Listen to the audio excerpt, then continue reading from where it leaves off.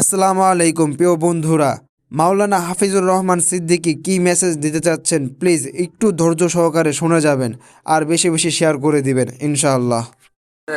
আর একটা ভরসা আল্লাহর পরে আমাকে দেশের মানুষ দিল খুলে মহব্বত করে, বিশেষ করে গরিব শ্রেণীর মানুষগুলো বেশি।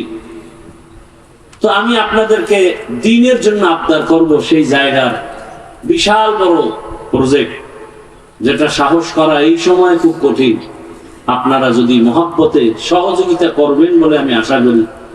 অনেকে করে, বিদেশ থেকে আমার প্রবাসের বহু ভাইরা 20 টাকাও আমারে দিছে মাদ্রাসার জমিনের জন্য, 20 টাকা বিকাশে পাঠাইছে।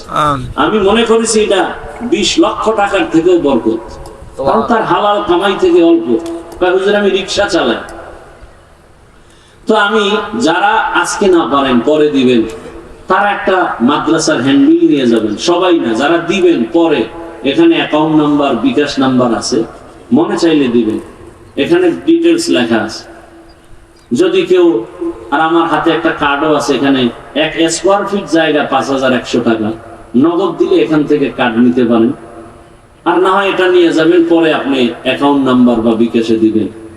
কেউ যদি মনে করেন আমি এত পারবো না, 500 1000 দিব, তাও কুপন আছে স্টেজে, আপনারা এখান থেকে নিবেন। আর সর্বোপরি আপনাদের দোয়া চাই, আল্লাহ পাক যেন আসানের সাথে এই জায়গার অর্থের কুদরতের দ্বারা ব্যবস্থা করে দেন।